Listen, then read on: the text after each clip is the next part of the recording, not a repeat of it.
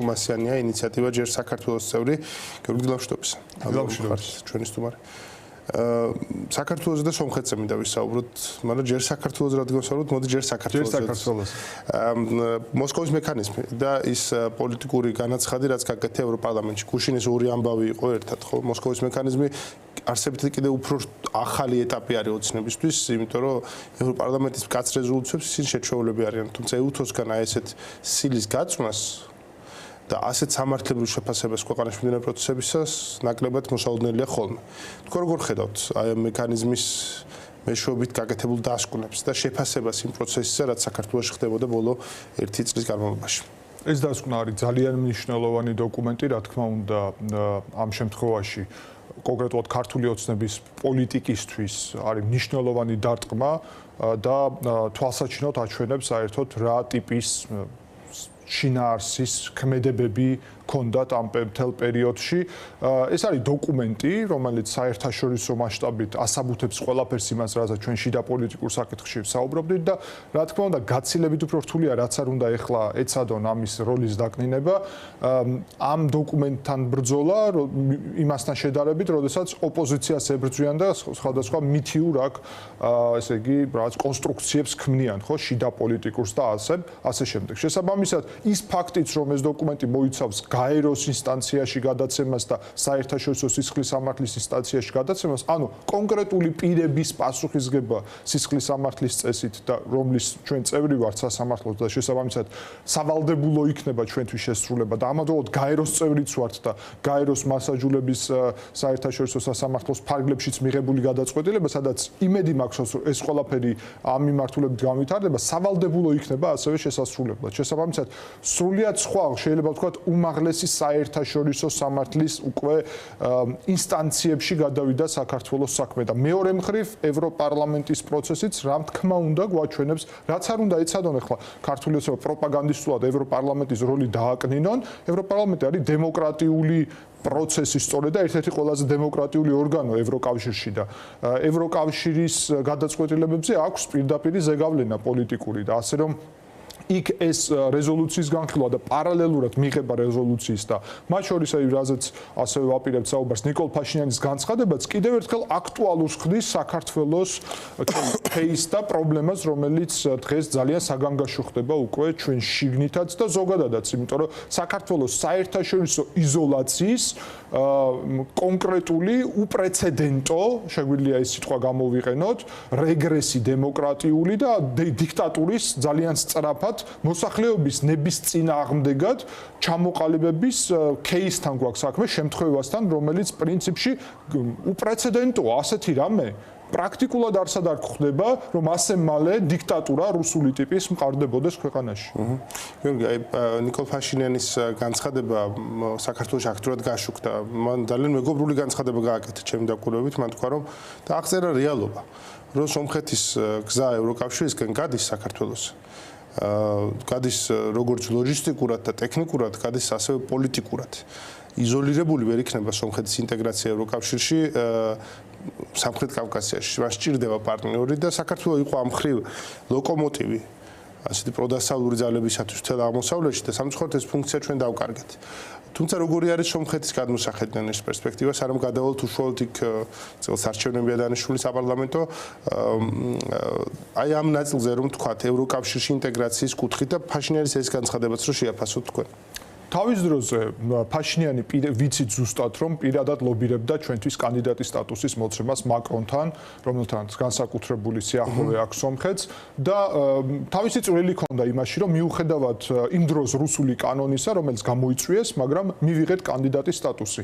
სომხეთს ეს სჭირდებოდა პრაგმატულად, საკუთარი ინტერესებიდან გამომდინარე, იმიტომ რომ როგორც კი სტატუსი მივიღეთ, ფაშინიანის ინიციატივით საქართველოსთან სტრატეგიული პარტნიორობის დოკუმენტის ხელმოწერა მოხდა, იქ წერია რომ მხარეები იზიარებენ ერთობლივ ევროპულ ღირებულებებს. აი ამ დოკუმენტში, რომელიც 24 წლის იანვარში იყო ხელმოწერილი.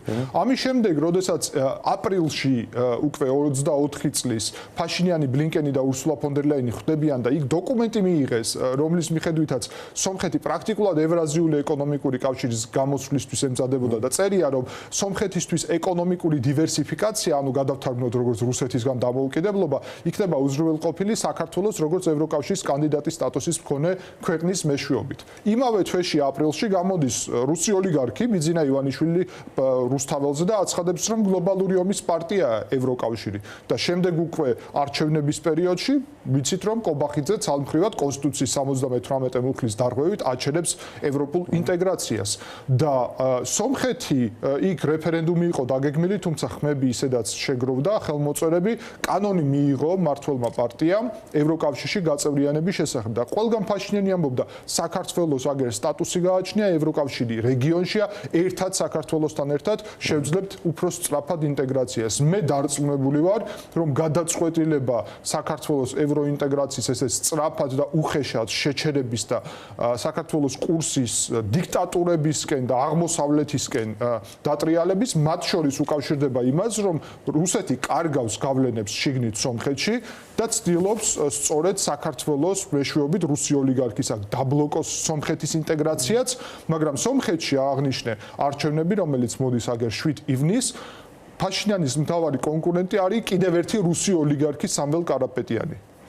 თუმცა გარემოებები ძალიან წააგავს ერთმანეთს, თუმცა უნდა ვაღიაროთ, რომ ცოტა სხვანაირად აღიქმება მათ შორის დასავლეთიდანაც ის პროცესები, რაც სომხეთში ხდება, განსხვავებით იმისგან, რაც საქართველოს როგორც საქართველოში მიმდინარე პროცესები აღიქმებოდა. რაც ვხედავთ ჩვენ სომხეთში? ვხედავთ კოალიციას რუსი ოლიგარქის კგბ-ს მიერ მართული თავის დროზე კლერიკალების მღვდლების დღემდე ფაშინიანი ამას გიადამბობს, რომ დღემდე აგერ ევროპარლამენტში თქვა, რომ ეკლესიაზე არის კგბ-ს გავლენა და ამიტომ ცდილობენ რუსეთის ინტერესების გატარებას. სომხეთში არსებული ვითარება ახლა ამ გაგებით. რა მდგომარეობა, რას გვიჩვენებს სოციოლოგიური კვლევები და ამასთან ერთად როგორ ხედავ რა ტიპის დინამიკა აქვს ახლა ამ შიდა პროცესი, იმიტომ რომ ყარაბაღის მეორე ომმა მნიშვნელოვნად ფაშინიანმა წააგოს ომი, ხო? მოდი ასე ვთქვათ, მაგრამ ამას ერთად მან შეინარჩუნა მანდატი, განამტკიცა კიდეც მანდატი, შეიძლება ასე ვთქვათ. რაღაცნაირად სომეხმა ხალხმა დაინახა ის ფასი, რასაც მას ახდევინებდნენ ყარაბაღში რუსები. მათ შორის ამ ყარაბაღული კლანის გავლენით, ხო, რომლებიც მრავალი წელი მართავდნენ, პრაქტიკულად 90-იანი წლების შემდგომ მართავდნენ სომხეთს. მოდი ავუწყებოთ ვითარება ახლა სომხეთში და პოლიტიკური.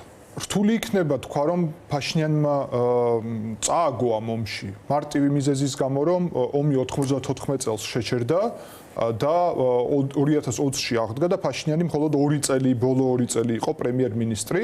მანამდე მართავდა სწორედ ეს პრორუსული დაჯგუფება სომხეთს, რომლის წინააღმდეგაც ხალხმა რევოლუცია მოაწყო, იმიტომ რომ სხვაგვარად ამ რუსულ რეჟიმს ვერ ცვლიდა სომხეთის შემთხვევაში.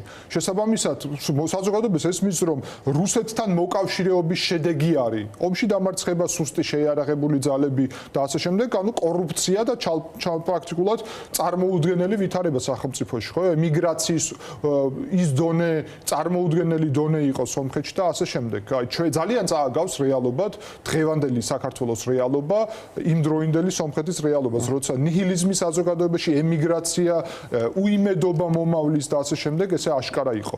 ეხლა ამ მომენტისთვის ფაშინიანმა, რა თქმა უნდა, შეძლო ვაშინგტონის 8 აგვისტოს 2025 წლის შეთანხმების შედეგად მშვიდობის გამტკიცება უკვე და კიდევ ერთხელ ჩანს, რამდენად ტყუილია ქართული ოცნების გზავნილები, რომ აქ დასავლეთი ომს აღვივებს, როდესაც აგერ სომხეთმა რუსეთის ყოფილმა მოკავშირემ ჭყალებში დაადასტურა კიდევ ერთხელ და აზერბაიჯანმაც, რომ ვაშინგტონი დასავლეთი აქ კონკრეტული მშვიდობის გარანტორად შემოდის და აგერ მშვიდობა, რომელიც აქამდე რუსეთმა არ ჩამოაყალიბა და ვერ ჩამოაყალიბებდა, იმიტომ რომ მისი განზრახვა იყო სომხეთის შემთხვევაში სწორედ კონფლიქტის გაგრძელება, ანუ რუსეთისთვის ეს არის მართვის მექანიზმი. ფაშინიანისთვის მთავარი მიღწევა ეგ არის, რა თქმა უნდა, საზოგადოებაში ამას აფასებენ, იმიტომ რომ მთავარი გამოწვევა სომხეთისთვის იყო სწორედ ომი და დაძაბულობა. პირველი წელი დასრულდა აგერ 2025 წელი, როდესაც არც დაჭრილი, არც დაღუპული აზერბაიჯანთან საზღვარზე არ არის. თუმცა ეხლა ჩვენ ხედავთ, რომ მოქალაქეების ინტერესი გადავიდა უფრო ეკონომიკურ საკითხებზე, სადაც ბუნებრივად გარკვეული პრობლემები არის, რადგან ძირითადი ყურადღება მთავრობის იყო იმ საკითხზე, უსაფრთხოების და აქ გაჩნდა უკვე რუსი ოლიგარქი სამվել კარაპეტიანი, რომელიც მოქალაქეებს პირდება უფასო ფულს, ჩინურ კრედიტებს უფასო, პირდება ყველა მიღებას გამდიდრებას მე ეს რა თქმა უნდა მახსენებს 2012 წელს გაერთიანებული არის პრინციპში ეკლესიასთან ჩამოვიდა სწორედ იმ ლოზუნგით რომ ეკლესია უნდა დაიცვას ოღონდ ეკლესიაში გულისხმობს ფაშინიანი აბუსო თვითონ იცავს ეკლესიაში ის გულისხმობს კონკრეტულად გარეგინ მეორეს ანუ კატრიჩნერსისას ასე მას უწოდებენ უკვე და რომელიც პირდაპირ აგერ ფაშინიანმა ევროპარლამენტში თქვა რომ არიან კგბ-ს აგენტები მათი მიზანი არის სომხეთის და აზერბაიჯანის ომის განახლება რომლის შედეგადაც უნდათ რომ სომხეთი შეიყვანონ რუსეთის და ბელარუსის ერთიან აი ამ სახელმწიფოში ანუ სომხეთის სუვერენიტეტის დაკარგვა და მე გეტყვით რომ ნამდვილად ასე არის სცენარი და რა თქმა უნდა არის ყოფილი ხელისუფლება იქ სხვადასხვა ჯგუფით დაშნაკცუნთან ერთად და ასე შემდეგ რომლებიც ასევე ცდილობენ ხალხის ემოციის გამოყენებას სხვადასხვა თემის, მათ შორის ყარაბაღის თემის, იმისთვის რომ აი ანტიფაშინიანური, ასე ვთქვათ, კოალიცია შეკრან, რუსული ჰიბრიდული მექანიზმები ძალიან სერიოზული მასშტაბის არის და ამის მიზნით ევროკავშირი ახლა იქ აგზავნის აპრილის შუა რიცხვებიდან ჰიბრიდული ომის წინააღმდეგ სპეციალურ ჯგუფს, რომელიც დაეხმარება წინასაარჩევნო გარემოში. პრაქტიკულად მოწყიდვაზე არის საუბარი მოქალაქეების ამ რუსი ოლიგარქის მიერ მაზარი რაოდენობის ფულის პლუს საუბარია რომ რუსეთიდან და საქართველოსდან ორმაგ მოქალაქეებსაც ჩაიყვანენ წინასაარჩევნოდ. სომეხი ხალხი ახლა გადის ეს სახელმწიფო უпроსორად ეს რესპუბლიკა გადის ტრანსფორმაციის ძალიან დიდ ეტაპს. ძალიან მტკივნეულსაც კი. ბოლო 30 წლის განმავლობაში ამას უადარებ ხოლმე რომ ჩვენთვის 90-იან წლებში საქართველოსთვის ხო დაკავშირებული არეულობასთან, დაკავშირებული ტერიტორიების კარგოსთან და ეროვნული იდენტობის გახლეჩვასთან ამ გაკეთებასთან. სომხეთისაც ეკონომიკურად არანაკლებ ძიმე იყო 90-იან წლებში, მაგრამ მაინც ყარაბაღის ომში მაშინ გამარჯვებამ და ამ ყარაბაღის მოერთებამ, ნუ დიდი ეროვნული სიამაყის ფაქტორი იყო, ხო? მეტიც შეიძლება ითქვას, რომ აი ამ გამარჯვებას დაეფუძნა სომხეთის რესპუბლიკა ბოლო 30 წლის განმავლობაში. მათ შორის ეს რაღაცნაირად რევანშივით იყო საკუთარ ისტორიაზე, იმ დიდ და ტრაგიკულ ამებზე, რაც სომეხ ხალხს დაემართა, იმიტომ რომ იმ ტერიტორიაზე საუკუნეების განმავლობაში სომხები ცხოვრობდნენ, ერთი სომეხი აღარ დარჩა, ხო? და სომეხი დიდი სომხეთის რაღაც აჩრდილად დარჩა ეს პატარა მიწის ნაკუცი რომელსაც სომხეთის საბჭოთა სოციალისტური რესპუბლიკა ერქვა. ფაშინიანი დიდ საქმეს შეეჭიდა ამ გაგებით. აი მე სულ აღნიშნავ ხოლმე სომხეთში გადადიხარ ყველაფერს ბევრ ამას ქვია არარატი, ხო? იმიტომ რომ არარატი არის სომხური იდენტობის სიმბოლო, მაგრამ არარატი სომხეთი არ არის. რაღაცნაირად ეს თითქოს სომხეთი გამოდის თითქოს აი ამ წარსულზე გლოვის ეტაპიდან მათ შორის და რაღაც მომავლისკენ იყურება. რამდენად არის ეს დიდი ტრანსფორმაცია ასახული ახლა ამ პოლიტიკურ პროცესში? ფაშინიანი ცდილობს სწორედ გამიჯნოს ერთმანეთისგან ისტორიული სამშობლოს აღქმა და ესე იგი სახელმწიფოს აღქმა და სწორედ ამიტომ იგივე არარატის შემთხვევაში ცხადია უარყოფის გარეშე აქცენტს აკეთებს მათ შორის მთა არაგაწზე, რომელიც სომხეთის ტერიტორიაზე ყველაზე მაღალი მთა არის. ეს პრაქტიკული ერთი მაგალითია პირობითად იმ მიზნით, რომ იმის წაშლის გარეშე ისტორიის, ან თუნდაც გენოციდის და წარსულის პროცესების ასე ვთქვათ, მივიწყების გარეშე მისი აქცენტები ძირითადი არის მომავალზე, მათ შორის თურქეთთან ურთიერთობების ნორმალიზაციაზე, საზღვრის გახსნაზე, აზერბაიჯანთანაც მიუხედავად ტკივილისა, რომელიც რეალურად რო ვთქვათ, ორივე საზოგადოებისთვის იყო ომი წარმოუდგენელი ზოგადად ტრაგედია ორივე საზოგადოებისთვის, რაც ხდებოდა და შესაბამისად ცდილობს, რომ პოზიტივზე დააფუძნოს ეს ხედვა, მაგრამ ამავდროულად ეს პოზიტივზე დაფუძნებული ხედვა არის სად მიდის სომხეთი.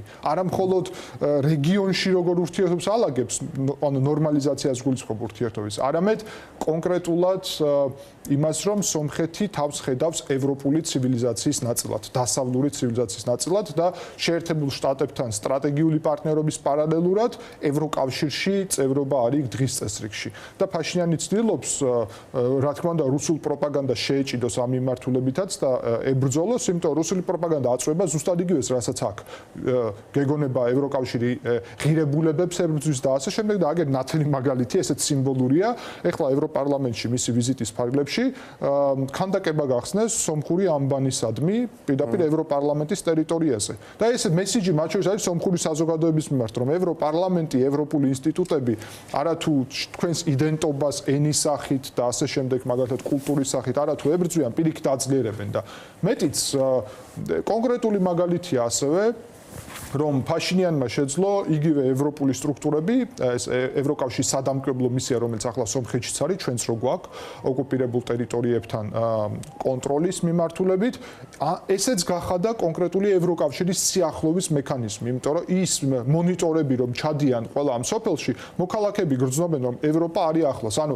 შექმნა ახალი სომხეთის პერსპექტივა და ეხლა პრინციპში მისი მთელი კონსტრუქცია ხედავთ მათ შორის კონკრეტულად დადის რუკით, ქონდა მას ხო, პიჯაკზე გაკეთებული რუკა. ანუ აღქმა არის უნდა რომ მოქალაქეებს აუხსნას, მათ შორის რომ მიუხედავად ისტორიისა, რთული შესაძლოა ბევრს კონდეს კონკრეტული პოზიცია, რომ რაღაცა უსამართლო არის, ასე არ უნდა ყოფილიყო და ამ შემდეგ უნდა კონცენტრირდეთ საერთაშორისო სამართლის მიხედვით აღიარებულ საზღვრებში და აქედან გამომდინარე ტრანსფორმაცია იცი მე მახსოვს აი მიუნხენში როცა იყო ერთი პანელი ალიევისა და ომამდე ფაშინიანის მონაწილეობით და იცი რა იყო შოკის მომგვრელი რომ ალიევი საუბრობდა საერთაშორისო ურთიერთობების ტერმინოლოგიით თანამედროვე რაზეც დგას საერთაშორისო ურთიერთობები იმაზე და მაშინ ნიკოლ ფაშინიანი საუბრობდა იმ დიდ სომხეთზე ისტორიაზე ლაპარაკობდა, რაღაც ძველზე ლაპარაკობდა, რომელიც დღეს პოლიტიკური ვითარებისათვის არ არსებითია და ეს ტრანსფორმაცია მაშინც მოხდა რაღაცნაირად როგორც ჩანს.